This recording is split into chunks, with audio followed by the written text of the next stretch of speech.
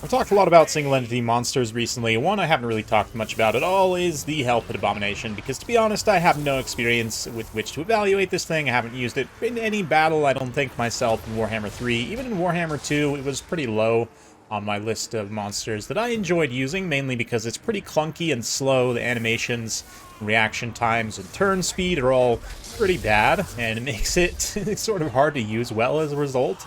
But in Warhammer 3, it does have massive HP pool going for it.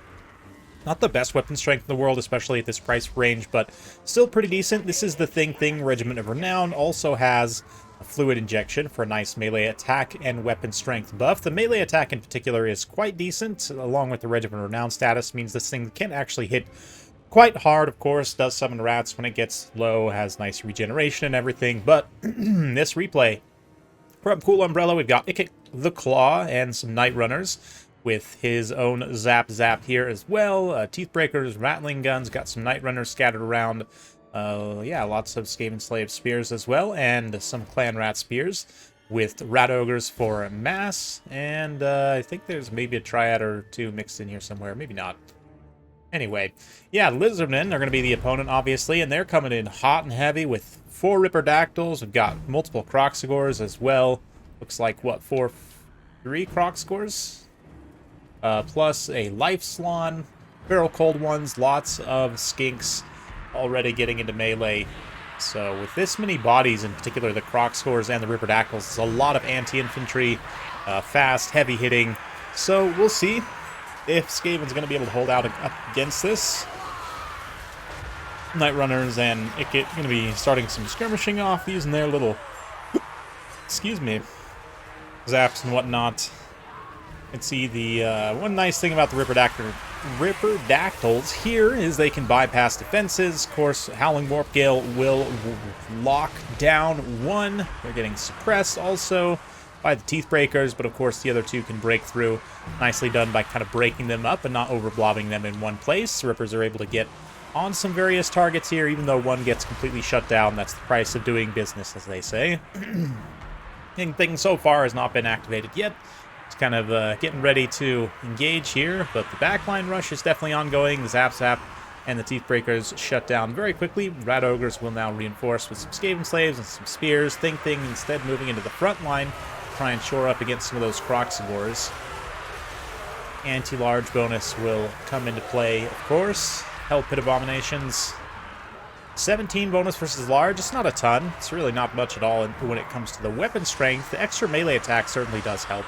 And in particular, the sort of slow speed and lowish melee attack of the Hell Pit Abomination isn't so bad against Lizardmen, given that their own monsters are generally also pretty slow. I mean, you've got, like, you know, the Carnosaurs are reasonably fast. You don't see them very often right now, though, because, again, they're sort of in that anti-large monster class that just doesn't get taken very often, which the Thing and the Hell Pit Abomination's also a part of. Fluid injection going off there to buff it up to 650 weapon strength.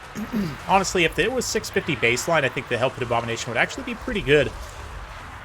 You guys will have to let me know your thoughts in the comments down below. When I talked recently about sort of the two-legged slow monster class, right, like the Hero Titans, Giants, Treemen, I didn't really include the Thing because it has many more legs than 2, but you could honestly include it. It has many similar characteristics to units in that class, given its kind of slow speed and responsiveness.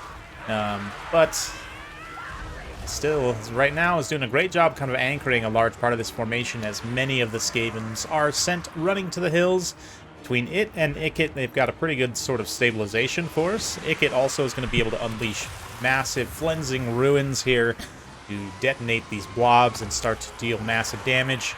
The low model count units like the Ripperdactyls, there's a lot of high-value low model counts between Rippers and Crocsagors, as mentioned. The Feral Cold Ones also getting hit by that. They're not really high value, but still, it's a little bit of extra value, certainly. So between the two of them, they're doing okay. The rest of the Skaven are definitely suffering, though. I mean, even the Rat Ogres and Clan Rats, which is a reasonably decent combination to hold out against the Crocsagors. Still just getting heavily outnumbered here. Lots of proxies rushing in. The Skinks all over the place as well. Thing, though, unleashing some Lightning Fury there. A little bit of janky animations. A little bit of friendly fire from Ikit to get it going. Motivate it, perhaps. But another Howling Warp Gale there is able to at least momentarily pin Ripperdactyls, even if the Skaven don't necessarily have a way to shoot them directly. They can still just kind of limit their movements to a degree, try and get Ikit into a safer position here, or maybe not a safer position, but nearer to more higher value targets like this Life Salon here. And of course the thing also, having these two single entities close together is going to be quite beneficial for both of them. But Clan Rat Spears, Rat Ogres are coming back for a second wave now, and doing a pretty good job of starting to mop up some of these tattered Lizardmen units. A lot of the Ripperdactyls are pretty much done for. The Croc scores, one is reasonably healthy, but the other two are definitely suffering. So Cold One's also being dealt with. Yeah, there's it's definitely going to be a grind, which is going to play in favor of the Hell Pit Abominations regeneration, sort of slow play style. It is certainly one of the most interesting looking units, you could say. Ugliest, perhaps, if we're being just straightforward. But that's the point, right? It is a thing of beauty and horror at the same time. We take, once again, a nice wide view here. Lizardmen have quite a bit of value resources left. The problem with the Croc scores is they're low-ish melee attack. 31 is really not spectacular. Ikit Claw on his Doom Wheel actually has 36, which means they're, you know, below base hit chance, which is not going to be ideal by any means. Yeah, Ikit will be able to shrug off a lot of those hits. Same thing, I mean, even the thing, both Hell Pits have pretty low melee defense. Again, coming back to specifically in this matchup, Lizardmen also don't generally have very good melee attack, like especially on their kind of mid units, right? Like the Rippers are going to be the one unit probably in this build that have the best chance, 45 melee attack rather, but still they're relatively few in number, and they're not really designed, aside from the Colossadon Hunters, to fight large units. Of course, there was no Colossadon Hunters here. There was just all, whoa, I forgot about this matched combat animation. Wow.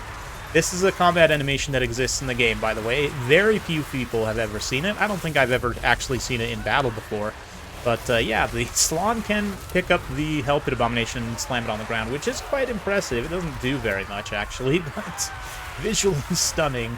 Let's see if we can get it to proc again. Come on, thing. Come on. Come on, Salon boy. You know you want to. Come on, raise me up. Nope. Make me float. I want to float. No. Okay. Oh, there we go. Yes. Question is, does this damage the rats that it lands on? It doesn't appear to, but still, fantastic. Again, it's not actually doing very much damage to the thing, but it is temporarily disabling its combat, which is, I guess, nice. That said, Lizardmen are, again, struggling with the right tools. They don't have any direct anti-large here at all. There was no Temple Guard, and this is a trap I personally have fallen into against the Skaven quite a bit, which is like, oh, they're an infantry faction. I could take a lot of anti-infantry. You know, a lot of people kind of play spread with, like, you know, globes and artillery and weapons teams, so it makes sense, you know, this build from that perspective. But then you look at it and you think about, like, oh, what if we see some large single entities? And certainly, again, Hell Pit Abomination is not a wildly common pick. Ikit Claw, though, is definitely more common of a pick, and especially on his wheel is quite powerful. So I would probably at least take one anti-large unit in this matchup, or at least one unit that can act as anti-large, whether that be like a, you know, a Salamander or Razordon, probably actually for the armor piercing. Yeah, obviously you can take like a Temple Guard. It's going to be a little bit tougher because you'll have to ask the single entity to fight on top of your Temple Guard, but as it is right now, as Ikit is slowly getting dragged down here. The Croc scores over time are able to do enough damage, but he's not going to go quietly into that good night. One more massive, nasty Cleansing Ruin will go off and hit basically every remaining Lizardman unit, and as the Salon continues to 360 no-scope that poor Hell Pit Abomination there, the thing just getting flinged around. I apologize. And Ikit actually manages to extricate himself from that combat, come all the way up and around and, like, veer charge his own thing, which, again, Slaanesh approves, but, yeah, the fact that he can sort of not get as surrounded fighting these two single entities back-to-back means they're much less likely to get surrounded and take less hits overall, plus just rear charge procking terror routes now for a lot of the Croc scores. Balance power swings wildly in the thing's favor. And that's going to probably be victory for the Lizardmen, for the Skaven, rather. We'll see. I think Lizardmen, it's possible they might be able to stabilize something here, but the Slon goes down, certainly it gets zaps. I guess he's out of ammunition. It'll have to be with bumper cars then. That should do it.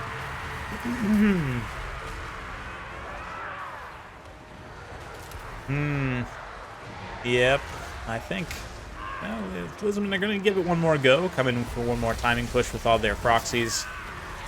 The thing also getting the benefit of these artillery pieces, again, sort of blocking to a degree if I getting close. The thing from getting fully surrounded by the Kroxigors.